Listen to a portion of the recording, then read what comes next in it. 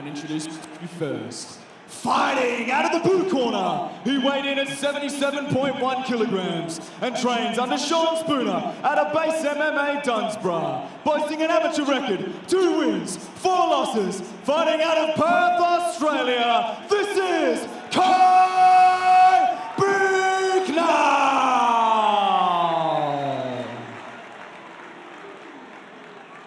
And introducing his opponent, fighting out of the red corner, he weighed in at 77.4 kilograms and trains under Ben Vickers and Rod Costa out of Scrappy MMA and the Costa Academy, boasting an amateur record, 2 wins, 3 losses, fighting out of Perth, Australia. Make some noise for Adam Lawrence!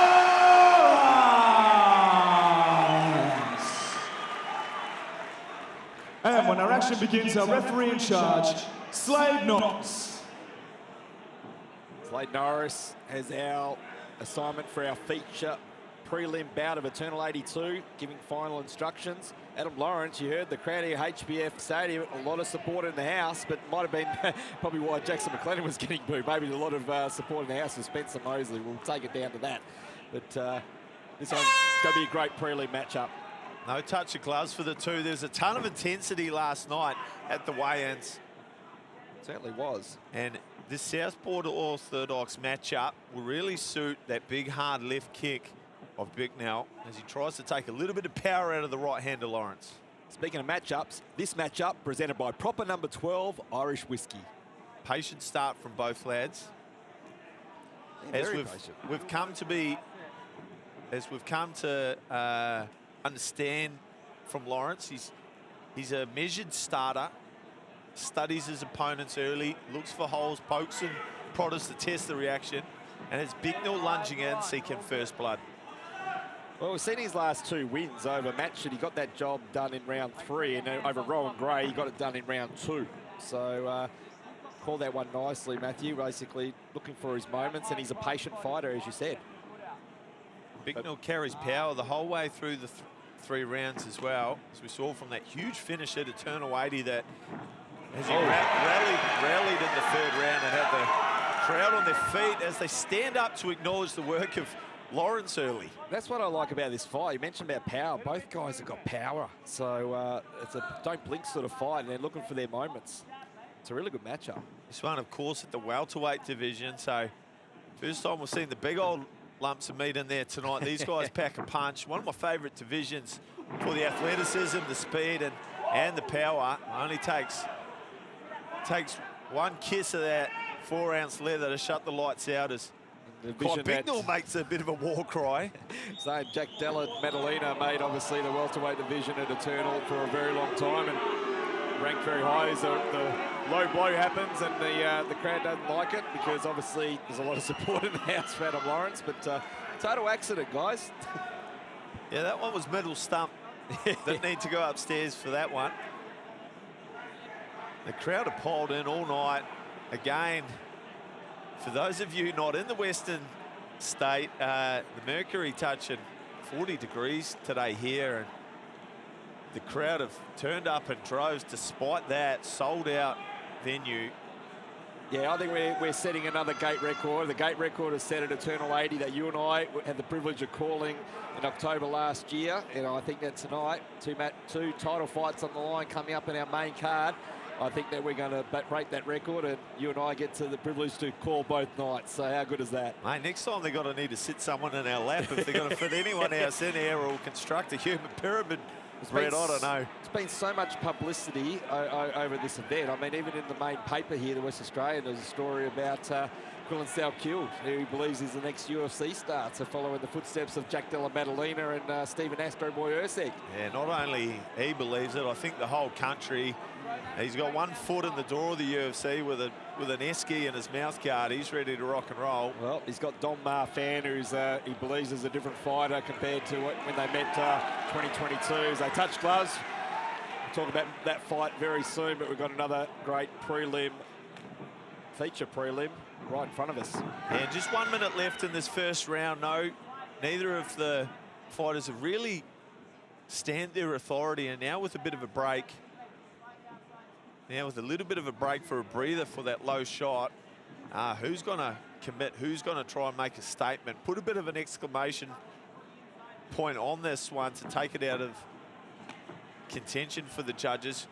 Front kick up the middle from Bicknell. He's looking for a reaction from there's no Lawrence, rushing by both guys. There's patience and looking for openings. Not really committing so far. There was a flurry early in the first round where Lawrence had some success with the hands. Probably the biggest moment in this round. With only 30 seconds remaining, patient start from both lads. And Lawrence comes in with a flurry, most of which land on the guard of Bicknell. Flies in with tries to go skyward with a jumping knee and it misses. And Lawrence uncorks a couple to finish off this first round of our feature prelim bout, Brett. Yeah, they touch. Cannot wait for that one, folks, on our main match. card. The grudge match everyone's been talking about, but our eyes return and attention returns to this, our feature prelim. Round 2. And the boys starting with a little bit more urgency. Round number 2. Good hard low kick from Lawrence. Measuring with the lead hand is Bicknell and stalking. Out the back door goes Lawrence, sliding away to his left.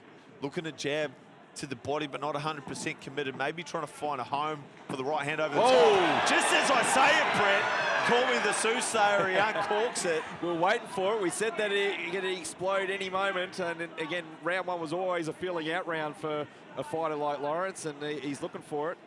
Yeah, watch it. See if he tries to use that setup again, and nice he jabs jab. it. He's jabbing to the chest of Bicknell, and that's indicative of a fighter trying to set up an overhand right, but it's a good combination on the counter from Lawrence, gets Bicknell's attention. Oh, another low blow. Yeah, I feel like that one potentially, we might see a replay of it, but I feel that that one was probably on the money to start with, but it slid up. With the second low blow, will Slade Norris potentially take a point away here? It depends on the angle that the referee had. Look, from where we sit, we've got the benefit of this high-level production setup that we get at Eternal MMA. So we've got a ton of angles, and it looked to me like that one started low and travelled up, but it depends on the point of view that the referee had. Now, as Lawrence starts to take some time with this one and the murmurs start to echo around the stadium, potentially that will sway the referee one way or the other. But if I was Bicknell, I'd certainly be careful with that weapon moving forward, because you bet a third one would certainly incur a point. Yeah, and sometimes we've seen it lately, especially in the UFC. It happens the second time they start taking away points. But as you said, you described it perfectly. It depends on what Slade would actually see. The angle, and whether he should have been more careful, because it's happened twice now. And remember, the top of next hour is our UFC Fight Pass main card of Eternal 82. So we don't want to be here all night with this fight. It's a great fight, but I mean, the stoppages, it's 5 minutes each time it happens.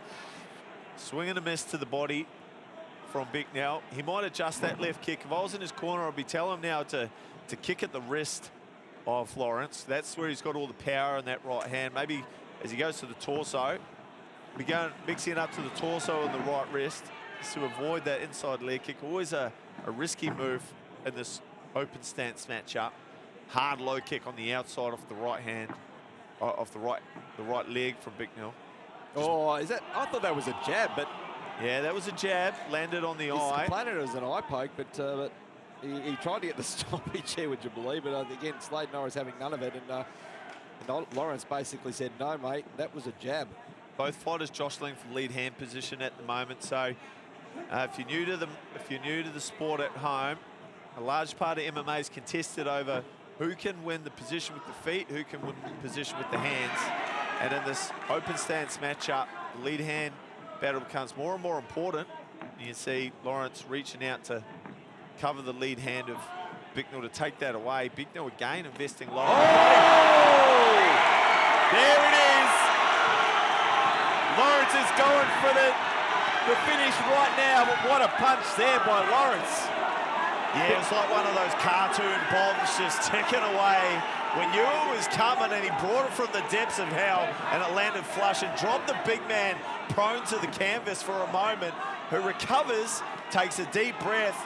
Some real work to do now is Bicknell in this round.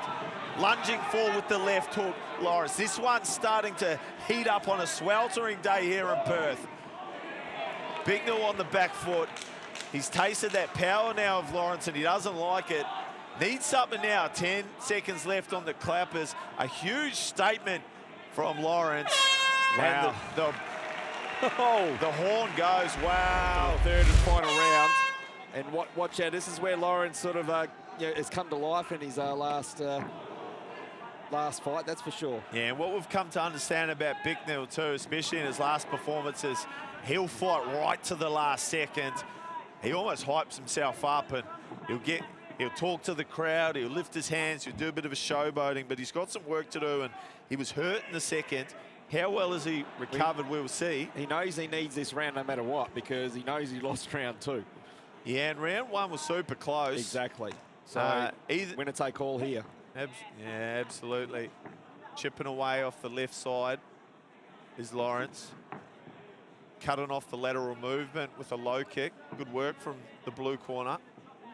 The base MMA lad, the big, tall Bicknell, the southpaw, trying to cut Lawrence off here, find a moment where he can uncork those piston-like left hand that we haven't seen a lot of tonight from Bicknell. He's got 2 minutes to work now. Boys, again, fight for lead hand position.